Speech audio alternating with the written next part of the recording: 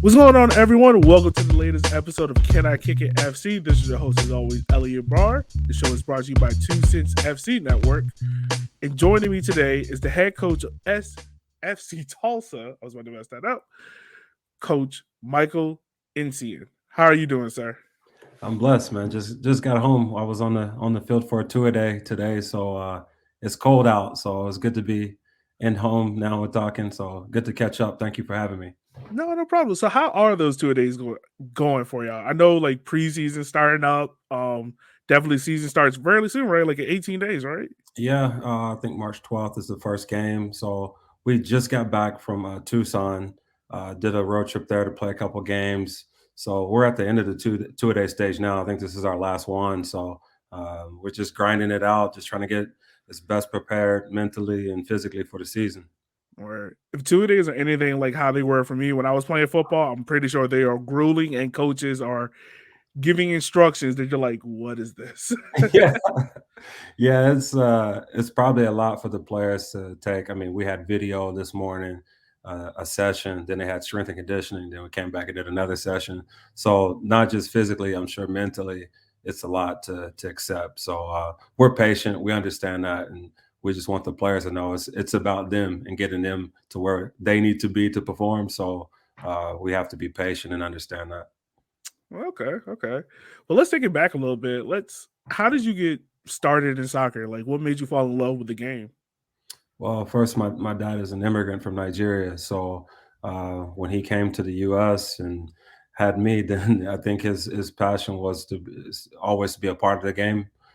So he was my first coach, and from that moment on, when I started playing at an early age, it was play till I can't play anymore, and then get involved in coaching. So as soon as I got done playing, I got right into made that transition right away, and it's always been a part of my life.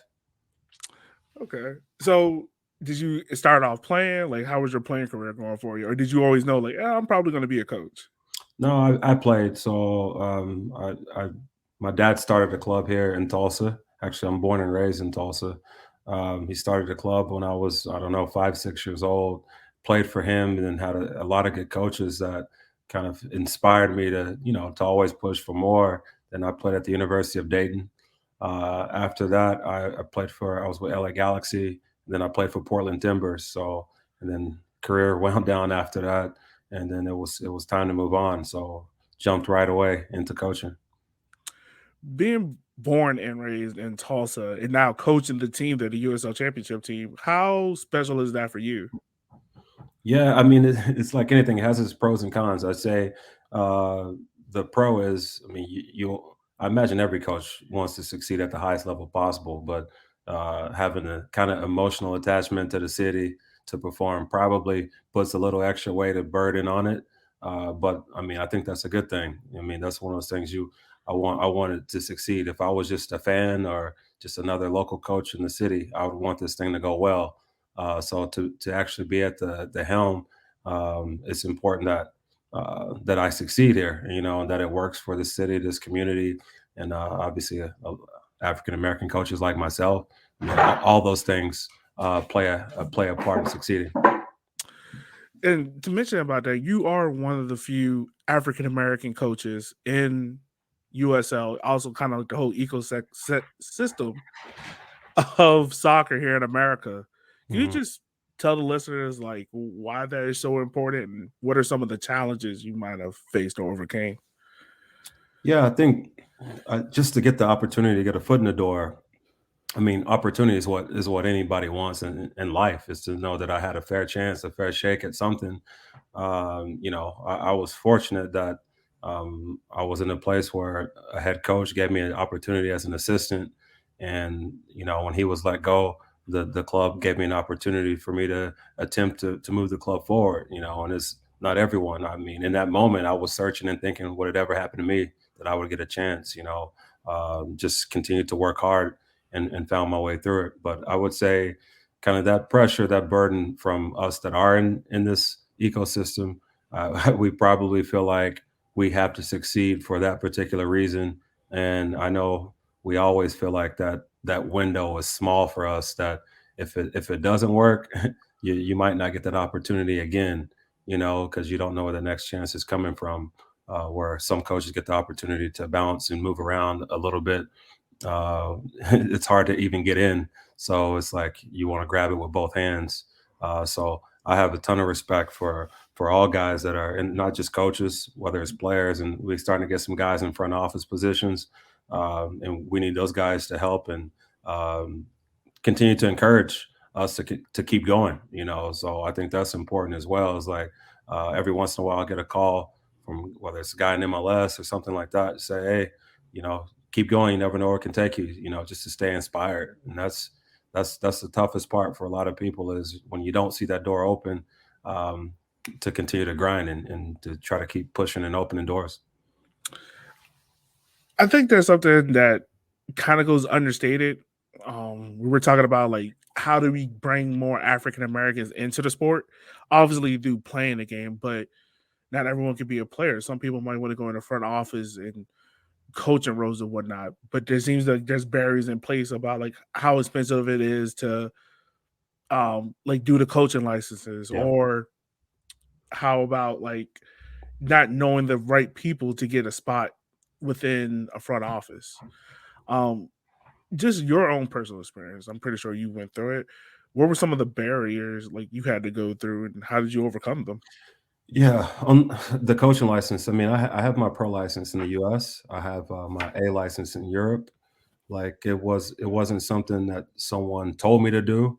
It was just one of those things that I just felt like I have to check every box. You know what I mean? And that's that attitude for me is like I don't want to make an excuse and then get an opportunity and someone tell me no for any particular reason. So I spend a lot of time sacrificing and trying to make things happen in order to get every opportunity. And sometimes it's going to another country. I've gone all over the world to study different places, and it's like when I have financially to make it happen, I try to do it. But I would say a big part of my while we may be underrepresented is also the network.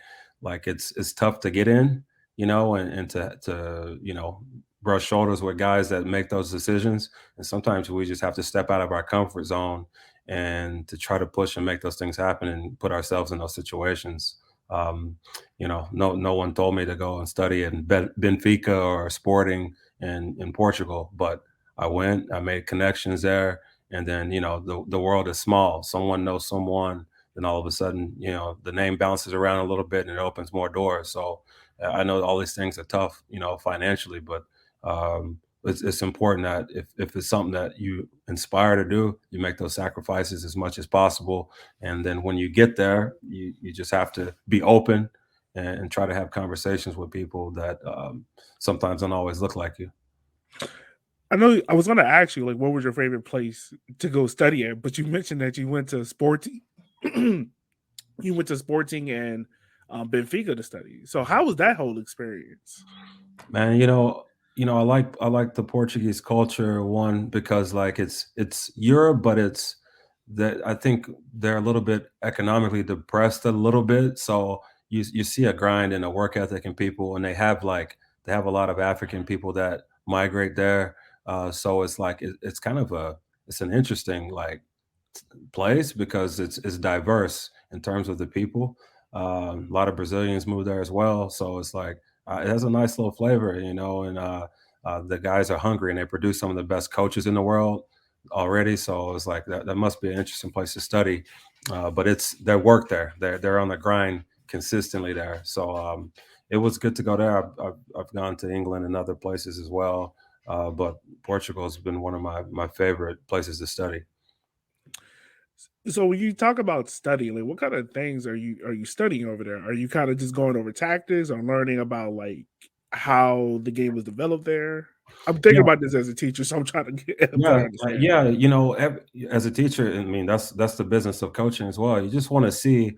We go to all these coaching courses, and there's one or two things you take from it. It's like no one's quite reinventing the wheel, but when you go to a different environment, sometimes it's completely different. And you just see how you just assess and observe how they're actually doing their business and going about their business, how they, even though I don't speak the language, I just see how they communicate with players and Portugal, they're really emotional and passionate. And when you go to a coaching course in the U.S., they might tell you, "Oh, make a coaching point and sit down." And you see in other parts of the world, guys are standing up and barking orders and showing that enthusiasm and that emotion. So you just try to find, hey, Michael Nsien like feels like this. I'm pretty calm, but I love to show emotion, and I think players value that too. So you go to certain places, and it kind of confirms like, hey, it's okay to do this. I mean, they do this in other parts of the world, so it's okay. I feel like this already, and I think it's important to ask questions. I see that you did this session like this, or you were talking to, what were you saying to that particular player?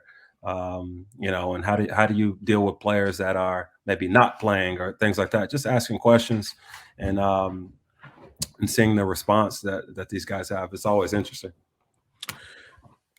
When you're doing these trial sessions, do you ever have this surreal moment of like, I can't believe that I'm here? Or like, do you kind of just believe in yourself? Like, I'm trying to figure out, I'm asking this. Mm. Do you ever feel in yourself sometimes, not like imposter syndrome, but do you ever feel in yourself as just like, I have to be humble, almost like how a lot of African Americans will grow up in a place. If we get to a certain level, we're kind of just like, all right, if I mess up, they're gonna dock me points for it. Did you ever feel like that way when you were over there studying Europe? Not so much there, but probably here more than that. Like I mean, there I'm going. I'm of course I'm humble because I'm in someone else's environment. I'm just there to take note. I went to Man City right when Pep Guardiola came in, and you can't really observe the first team sessions there, but the academy. So it's like he had already given them the instruction of how he does his work. I mean, that's humbling to ask the questions and like the level of detail that someone's going through. You're like, man, I need to step my game up. I got to continue to go. Like, and I think that's what successful people probably do is they have this curiosity that someone's doing something more than them or better than them, and they aspire to catch up. And it's like constant. I know I feel like that. I'm always wondering why is Pep or Mourinho like, why are they so great? What am I not doing? Like, and it's like you just try to find those details out, and you find out that they do some things different and a lot of things the same, with just a level of detail. Um, but just personality wise and just being comfortable in your, I say maybe your own skin is the right word. I would say in the US, like I think African American coaches and maybe front office people are always in a constant state of how am I being perceived? You know what I mean? As an African American, which a lot of people maybe don't have to deal with, but um, behavioral wise, like my approach, style of dress, what am I wearing? You know what I mean? Like how am I being perceived by others? That because I want to be true to myself, and at the same time, I want to continue to go forward and go higher and climb higher in this business. So I think not everyone has to deal with that, but it's something that we're always aware of.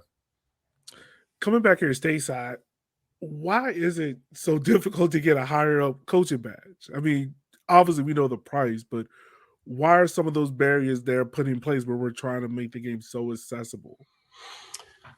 Man, that's a great question because I've heard ever since I was a player, even that man, we want soccer played in the urban communities and things like that.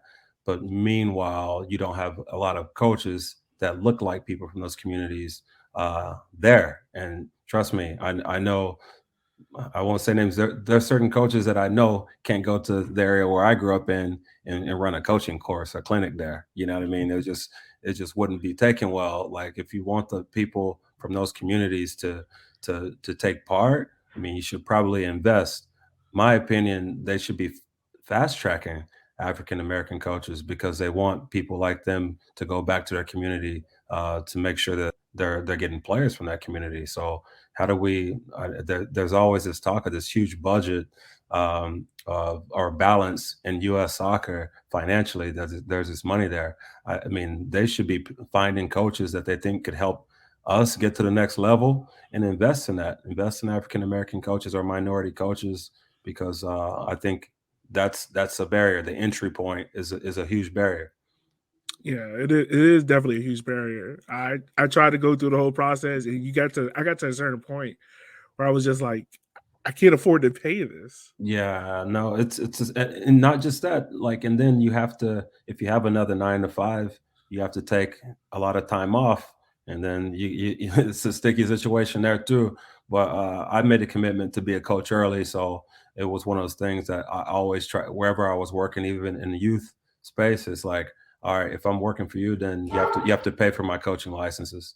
That was just kind of something I always would put in any contract or anything that I signed with anyone, that you have to help me further my education. So however it ends, however that situation ends, I know there was something that came out of it positive, hopefully for everyone, but definitely I'm going to get an education at every moment.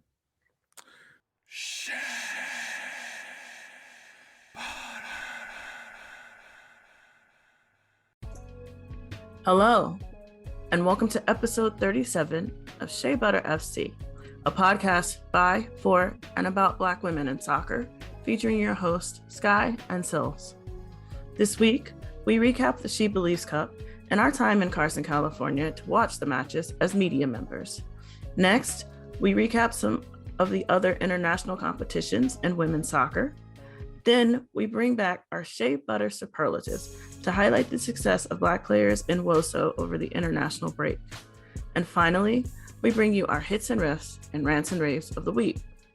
As always, please rate, like, and subscribe to our podcast on your favorite platform.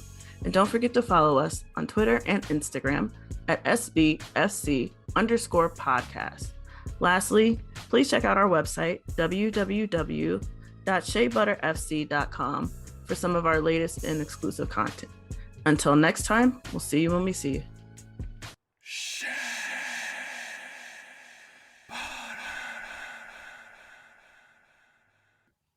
I just took a quick transition from your coaching career. I want to ask you, like, your playing career. You mentioned you played at LA Galaxy, Portland Timbers, and whatnot. What were some of your best memories? What were some of your best teammates you played with and stuff like that? Yeah, LA, we were fortunate to win a championship in 2005. I wasn't a big player or key player in any of that. I was on the reserves at that time when they had that reserve league then. But I would say guys like Kobe Jones that was there. Someone you look up to when you're a kid, and the guy was there with so much experience and still giving back not just to the team, to some of the young the young players. I think that's always important to mentor. So obviously, talented players like Landon and those guys were there, but I would say senior players like Kobe Jones, and those were important people that they inspire you, and at the same time, they mentor you and things like that, which is really important. And then in Portland, I was more playing a lot more there. So I mean, that was just an opportunity to be on the field with a great fan base that Portland has. Just to be in their community as one of their players, it's like, I mean, they hold you in really high regard, and there's expectation, and it's like they give this feeling that every game that you want to play, you want to perform for them. So I would say memory wise, like some of the crowds that we're able to play in front of there. Where I imagine seeing those crowds from Portland and LA, they have to be pretty intense and pretty hype. Yeah, beautiful, man. Like Portland, for example, you go to they have their like little local bars from the supporters. Man, like and you go there sometimes after a game, and there's guys with the Timber tattoo logos on their neck, and I mean, it's like these people are diehards, man. So you just know they're invested. They're invested into that brand. So another lighthearted question, because I kind of been asking people about this since I interviewed Jimmy Obleda for Walking 90. What's your pregame meal like? His was pretty interesting. He eats tuna and peanut butter before every game. What's your pregame meal like? Big fan of tuna also. So yeah, little tuna provolone sandwich like that. That was big. And then I'm not one of those people that could eat heavy before a game. It was like my stomach always felt tight before playing. But if I could get a sandwich in and some fruit or something like that, that was about as good. And then try to get some type of bar and some protein bar. Back then, everyone's eating like the Cliff Bars and stuff. Now Yeah. there's a variety now, but that was like the best stuff we had back then. Those Cliff Bars were like a big seller back in the Yeah, day. back then it was like they've changed it up. There's a little different flavors nowadays, but that was it. So transition back to your coaching. Last year, had the pandemic, all that stuff. But we also had the uprising of Black Lives Matter. Um, as an African American coach, how did you navigate those conversations that were held in the locker room and trying to?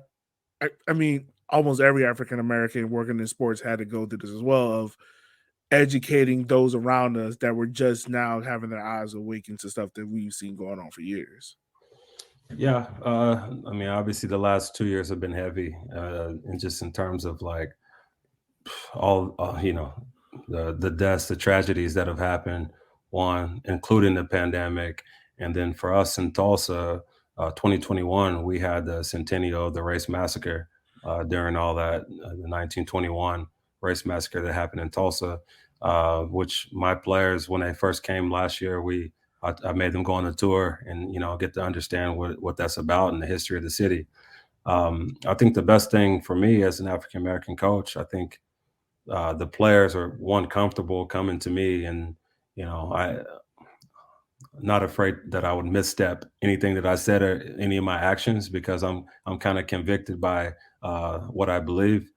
So when things come up, or should we take a knee, or this in the anthem, I can give straight feedback because that's how I feel. However I feel, I was pretty honest with the ownership and the players about these things. I think it's important that one, we have a voice, but at the same time, as on the team concept, we want to be we want it to be collective. Anything we decided we would do, it would be a step back to be divided on one of these things, one of these topics. So I think it was an opportunity for players of different backgrounds to sit down and talk about these things and come to a conclusion that they all agree with, and to be public about that. And for our team last year, I would say it was successful because guys were really open with the feelings that there's some things that are bigger than the sport, and then there's some opportunities, a platform you get by being in the sport that you use to kind of to show how you're feeling about certain situations, which is extremely important. Yeah, also one of the things that really caught my attention was how the club kind of honored the race master that you were talking about with the Greenwood patch. Can you just speak about like what went into the design of that patch and what went into the club doing that as well? Well, I mean, I gave my opinion to the club, and they were very supportive, and there were people in the club that were proactive. But our stadium sits on Greenwood, so to play a match every other weekend, knowing what occurred there 100 years ago, like that was ground level of where the city basically bombed successful black enterprises. You know what I mean? Like tons of businesses that were there. So to have the right to even play a sport on that ground, I think you have to be realistic, and you have to show some support there. And our club was really open to that. So right in that district, there's a great movement going on right now there. I mean, a lot of people consider that the mecca, as is Black Wall Street. You know what I mean? So it's the mecca of black enterprise. So there's an element of pride that goes in that community as well. So I think our club realized that, and there was a great opportunity to show support. And I think they did a great Greenwood Ave did a great job of putting the patch, and the club did a great job of promoting it. How do you think the black community is receptive to seeing the club do those kind of gestures, doing the patch and having the players go toward the city? How do you think the black community is grasping onto it? Yeah, literally in North Tulsa where I grew up, which is the African American community, it's the club also did a league called the Dream League. And I will tell you, when growing up, I was I was the only soccer player that was there, you know what I mean? And most I played other sports, but most people knew me that, this dude's different, he's a good athlete, but he chose this sport, so it was like there was a level of respect there. But they put together this league that the first weekend I showed up, and there were 300 to 400 African American Hispanic kids playing soccer, and I was taken aback, to be honest, and it was beautiful. And and it was like they had music playing in the background. It was like a party atmosphere, and the kids had fun, and just being themselves, enjoying a competitive sport. But I had never witnessed that in my own eyes in the United States, and definitely not in Tulsa. Um, that interaction. So, I mean, that was I think, a great moment for the club, and hopefully we'll continue to support that and continue to grow it. Wow. Well, coach, we wish you the best of luck with all of that stuff. Before we get out here, I want to ask you this: for any people of color that are looking to get into the sport, get into the trade of coaching, that might have been deterred recently or just might have run into some bad luck, what advice would you give them to keep them motivated? I would say, ultimately, it's not easy to say just stay positive, because it gets difficult at times when you don't see a way out. But I would say for our people that, I mean, we're not used to difficult times. You know what I mean? We've had a lot of adversity, so it's not something that we're not accustomed to. So expect the expected.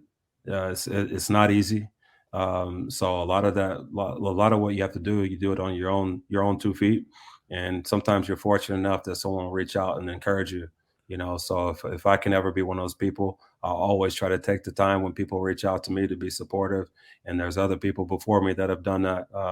Guys like Tyrone Marshall too, that was in LA, that's at Cincinnati now. And I've always followed Ezra, that's in Chicago, and Robin, that's at Colorado. Like, I don't always have conversations with them, but they're leading the way. And then I'm looking at that as like a beacon or an ounce of hope that if I continue to work hard, there's an opportunity, and I might have to work harder than other people, and that's okay too. So just to be inspired and continue to put your head down and work as hard as you can. That we're seeing some doors opening, like MLS, for example, put together the diversity movement that clubs are starting to have to interview um, minorities, and we know what that will look like. I mean, you have evidence in the NFL.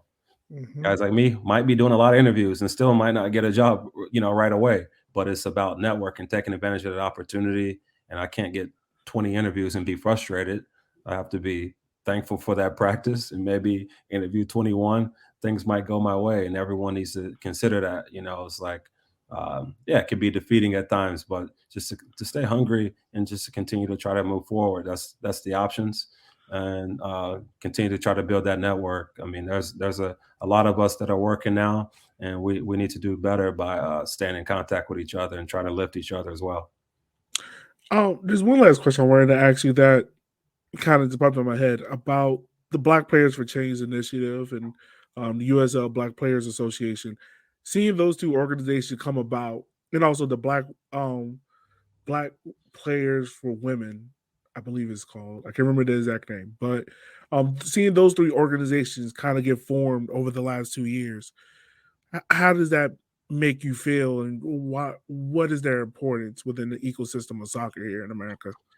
Yeah, I mean, that's going to be a generation of people that, and it's not just going to be coaches. There's some of these guys that they have their eyes on executive positions and things like that, and it's like it's momentum, and that's important. So when you get enough guys that have been in this ecosystem as players, and they get experience, and they want to do something with that experience, and it's not just coaching.